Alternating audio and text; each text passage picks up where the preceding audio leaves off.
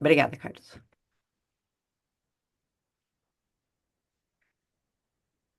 Olá, seja bem-vindo, seja bem-vinda a mais uma sala secreta da termografia. Eu sou a Franciele Demenech, sou fisioterapeuta e especialista em termografia, e é um prazer recebê-los nesse encontro semanal no qual nós discutimos, trocamos informações, conversamos sobre o uso da termografia na área da saúde. Então, sejam bem-vindos. Hoje eu vou falar para vocês sobre o uso da termografia em pacientes, né, em pessoas hemiplégicas, tá? Eu vou compartilhar aqui a minha tela. Eu só vou pedir para você que nos acompanha ao vivo para realizar a sua pergunta, anota qualquer coisa e para realizar no final ou escreve no chat que eu respondo assim que possível, tá?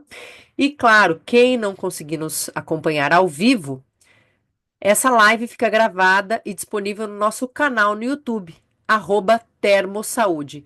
Então, ativa para receber as notificações para você não perder nenhuma sala secreta da termografia, tá? Então, eu vou compartilhar aqui a minha apresentação.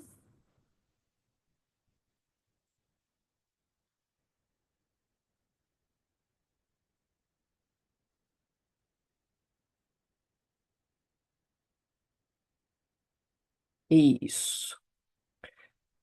Então, vamos lá, né? Hoje eu trouxe para vocês aqui um artigo científico com o qual ele investigou como a termografia infravermelha pode ser usada para entender melhor as condições dos membros inferiores em pacientes hemiplégicos, tá? Ou seja, esses pacientes que têm uma paralisia de um lado do corpo. Esse artigo que eu vou mostrar para vocês hoje, tá? Ele acabou de ser publicado, foi publicado agora em março de 2025. Então, eu trouxe um artigo recém-publicado para vocês, para a gente discutir aqui um pouquinho do uso da termografia nesses pacientes. Então, vou fazer uma breve introdução aqui, porque às vezes o próprio paciente pode estar interessado e nos assistir depois no YouTube, quanto para os profissionais da saúde, tá? Então, nesses pacientes com distúrbios do tônus muscular secundários aos danos cerebrais, as alterações miotendíneas, né, elas são uma consequência da tensão ou da espasticidade que gera danos nos tecidos moles por meio de ordens indiretas do nosso sistema nervoso central, tá? A espasticidade é uma marca registrada da síndrome do neurônio motor superior e ela é caracterizada por um aumento dependente da velocidade no tônus muscular devido à hiperexcitabilidade, desculpa, do reflexo de estiramento. Então, esse tônus excessivo pode levar às adaptações miotendíneas, incluindo rigidez, encurtamento e alterações fibróticas, que por sua vez contribuem para restrições, obviamente, biomecânicas dos membros inferiores. Em casos graves, né, essas modificações estruturais podem prejudicar significativamente a marcha e o controle postural, diminuindo assim a qualidade de vida geral desses pacientes. Tá? E de uma perspectiva neuromecânica, essas alterações induzidas pela espasticidade envolvem alterações na arquitetura muscular, na remodelação da matriz extracelular e modificações nas propriedades viscoelásticas, que podem influenciar ainda mais o desempenho motor e os resultados da reabilitação. E do ponto de vista do diagnóstico médico, a neuroimagem, de fato, né, promove estudo e análise macroscópica das diferentes regiões cerebrais afetadas, né? No entanto, do ponto de vista do diagnóstico funcional, ainda não existem ferramentas objetivas, rápidas, não invasivas e de baixo custo que possam quantificar o comprometimento funcional e metabólico associado a essas alterações estruturais, tá? Então, De fato, funcionalmente, a avaliação neurológica do paciente é baseada principalmente em escalas numéricas quantitativas, embora ainda tenha algumas controvérsias sobre a confiabilidade desses testes, tá? E é aí que ele agrega e fala sobre a termografia infravermelha, o uso da termografia nesses pacientes. Então, vale ressaltar, eu vou sempre explicar aqui o que que é termografia. Muitas vezes, esse pode ser o primeiro vídeo que você esteja assistindo aí no YouTube. Então, o que que é termografia? Termografia infravermelha é um exame complementar, não é anatômico, é funcional. Por quê? Porque através de uma câmera específica, essa câmera detecta a radiação que nós emitimos pela pele e transforma em dados de temperatura. Então, o que que eu avalio através da câmera térmica? Nada mais é do que a temperatura da pele, temperatura cutânea, tá? E existe uma correlação, claro, a gente tem que entender toda a neurofisiologia envolvida, né, na temperatura da pele, tá? Existe uma correlação entre a avaliação da temperatura da pele, obviamente, e essa dinâmica microcirculatória. Então, através da termografia, eu sou capaz de avaliar tanto a micro quanto a macrocirculação, tá? E também aí, obviamente, alterações vasculares, neurológicas e também atividade metabólica desses tecidos, tá?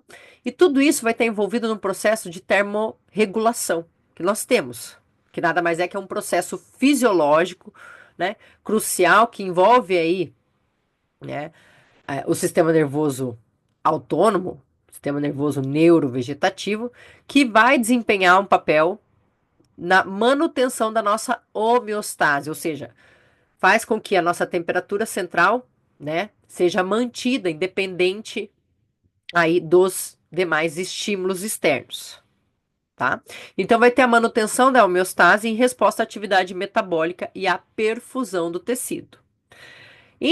Nas condições neurológicas, as alterações da termorregulação podem refletir comprometimentos funcionais na circulação periférica e no metabolismo muscular, tá? Então, a fim de sugerir uma solução para esse conflito existente, né, entre o envolvimento tecidual e a resposta funcional, alguns estudos recentes sugerem, né, o uso da termografia, que pode ser uma ferramenta útil e confiável para avaliação do estado fisiológico, metabólico e funcional do sistema miotendíneo em pacientes com distúrbios neuromusculares, obtendo boas correlações entre padrões termográficos e os testes complementares, tá? Outro diferencial é que a termografia é uma técnica de imagem que permite determina a temperatura da pele e ela tem uma maior precisão quando o objeto tem um alto nível de emissividade, tá? Então, a emissividade é a capacidade de emitir radiação. Então, cada objeto, nós, seres humanos, existe uma emissividade, tá? Particular. Então, por exemplo, a estrutura aqui do meu microfone tem uma emissividade. A emissividade do meu computador, da tela é outra, da pele é outra, da parede vai ser outra. Então, cada objeto tem a sua particularidade a respeito da emissividade. Então, é importante você sempre verificar aí na sua câmera qual a emissividade que está aí pré-definida. A emissividade da pele é 0,98 no geral, tá? Então, a capacidade de emitir sua própria radiação infravermelha, tá? Obviamente, o uso da termografia tem sido objeto de vários estudos que avaliam a atrofia e a fraqueza muscular na área neurológica, e existe um certo consenso de que os pacientes com dano cerebral, a temperatura do lado afetado é menor do que o lado contralateral, saudável, devido às alterações teciduais e vasculares inerentes à patologia que afetam, né, a agressão aí molecular do tecido. Então, qual foi o objetivo desse estudo? O objetivo, né, desse trabalho é que em pacientes hemiplégicos, diferenças podem ser. Desculpa, o objetivo desse estudo foi avaliar, né, foi observar a relação entre a temperatura da pele e a resposta funcional no tríceps oral de pacientes hemiplégicos em relação ao grupo controle saudável. Né? E aí eles destacam aqui também a hipótese desse trabalho é que em pacientes hemiplégicos, diferenças podem ser observadas na emissão da radiação infravermelha entre o lado saudável e o lado afetado. Tá? Eles também, os autores, acreditam que a resposta térmica do lado afetado vai ser menor em relação a ambos os lados em comparação ao grupo controle. Então, aqui nos materiais e métodos, né? Esse estudo é um estudo do tipo transversal. Participaram do estudo 26 participantes, 13 do grupo controle saudáveis e 13 com a hemiplegia, tá? Desses 13, 8 tinham hemiplegia do lado direito e 5 do lado esquerdo. Obviamente, todos os participantes foram submetidos à termografia, realizaram também uma avaliação do equilíbrio através da escala de Berg, avaliação de força muscular dos membros inferiores através de uma dinamometria manual, mobilidade foi avaliada através do teste Time and Go, né? E o nível de espasticidade através de uma outra escala. Então, eles seguiram todo um protocolo para captura da termografia, então, temperatura da sala controlada, sem luz solar diretamente, sem corrente de ar. Os indivíduos permaneceram ali durante 15 minutos no ambiente controlado para aclimatação e eles realizaram a captura das imagens com uma câmera da FLIR, certo? E as imagens foram obtidas na vista anterior dos membros inferiores, com os participantes em pé, tá? Pés afastados na largura do quadril, descalços e com as roupas acima da linha do joelho. Então, eles deixaram exposta apenas a região de interesse ali, que foi coxa, joelho, perna e tornozelo, tá? E aqui um exemplo da imagem térmica que eles coletaram. Vejam que aí eles usaram um programa da própria FLIR para análise, né? Quando você faz a região de interesse, análise da região de interesse no software, ele automaticamente cria um nome. Então aqui foi BX, que representa box 1, representa aqui a região de interesse do lado esquerdo, do membro esquerdo, e o BX2, que é o box 2, representa aí a região de interesse do lado direito, tá? E aí, quais foram os resultados, né? O que eles observaram? Que a temperatura média, tá, dos membros inferiores desses pacientes hemiplégicos foi significativamente menor que dos saudáveis, tá? E as maiores diferenças foram observadas nas regiões do tornozelo e do pé, tá? Então aqui a temperatura, né? A média da temperatura, aqui o exemplo foi da panturrilha que eles colocaram, tá?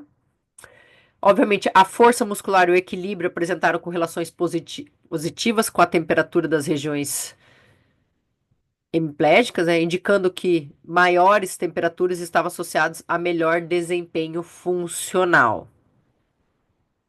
O teste também de Time and Go também apresentou correlação negativa com as temperaturas, ou seja, menores temperaturas estavam associadas a maior tempo para realizar o exame, o teste, tá? Refletindo aí uma pior mobilidade. E bem, eu trouxe aqui para vocês também observarem o que? Diferença da temperatura aqui nas extremidades do grupo afetado. Então, aqui, onde eu estou passando o cursor, a temperatura, a distribuição da temperatura dos participantes do membro afetado, obviamente tem uma diferença, né, do lado contralateral saudável. Então, aqui representa a distribuição da temperatura dos 13 avaliados com hemiplegia, tá? Embaixo eu tenho aqui a distribuição térmica dos pacientes do grupo controle.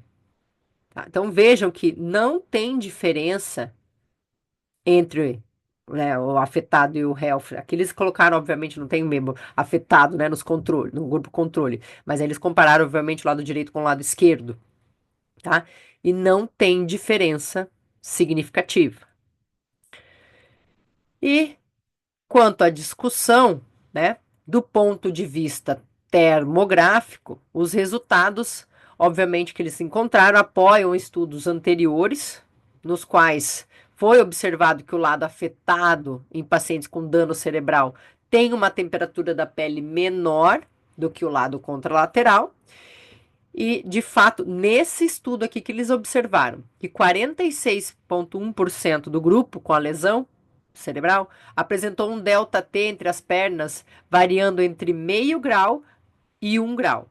23% entre 1,1 e 1,5 grau. E 38,4% tiveram um delta de mais de 1,5 grau de diferença.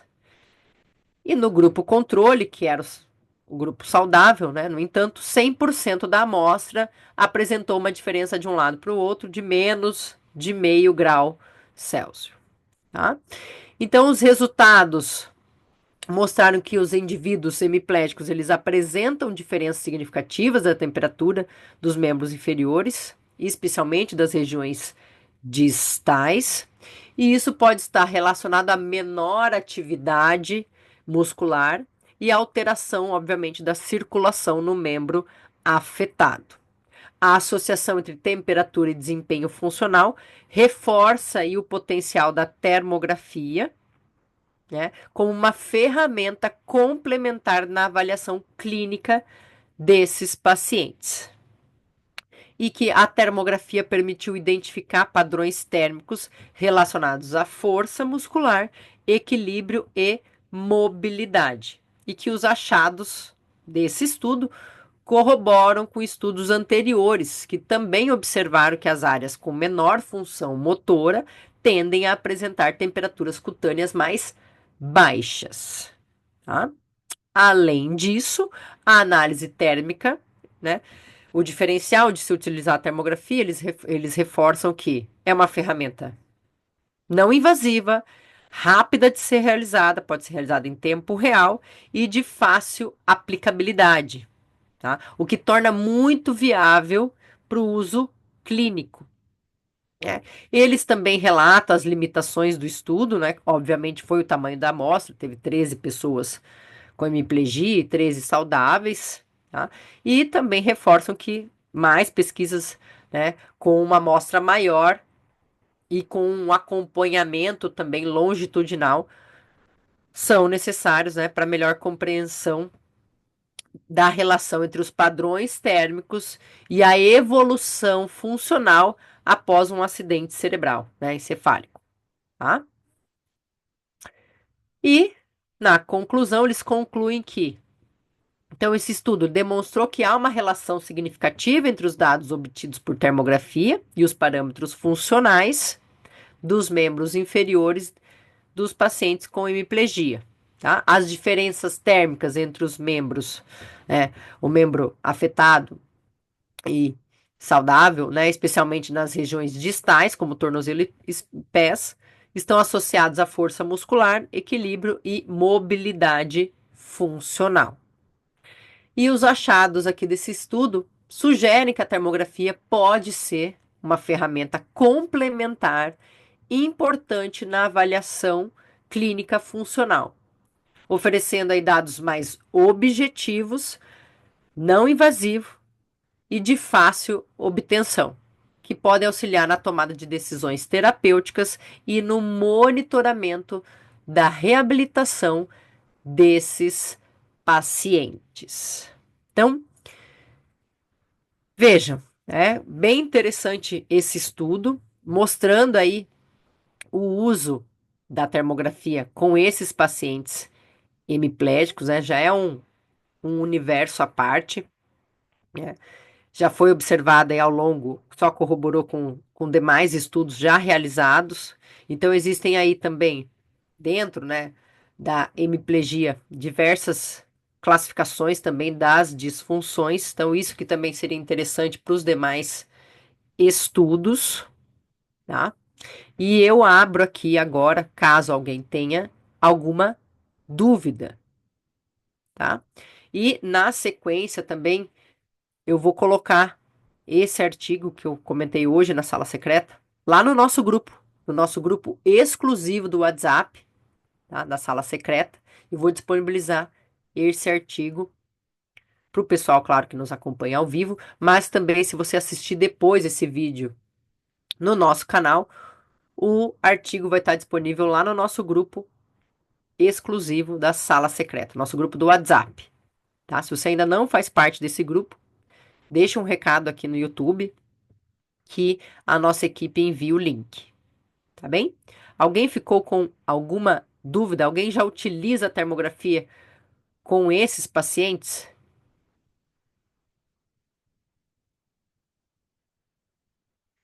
Bem, pessoal, sem dúvidas. Bom, agradeço aqui mais uma vez a presença, esses que nos acompanham ao vivo. Hoje nós estamos aqui, Dr. Davi, o Fleury, Dr. Kleber também conosco, tá? E a gente fica à total disposição, caso vocês tenham alguma dúvida, tá? E aproveito aqui a oportunidade, vou deixar um spoiler para vocês. No começo de maio, nós teremos novidades, tá? Sobre termografia, o estudo da termografia, tá? Nós teremos novidades aí no começo de maio. Se você quer saber dessas novidades, não deixe de participar do nosso grupo, que todas as novidades, todas as atualizações nós enviamos para esse grupo, tá bem? Então, agradeço aqui a presença de todos, agradeço também a ajuda e, claro, a transmissão desse vídeo para os demais, com o Dr. Carlos Almazo, e fico aqui à disposição. Lembrando, a sala secreta acontece todas as segundas, ao 12h30, tá bem? Um abraço e até logo!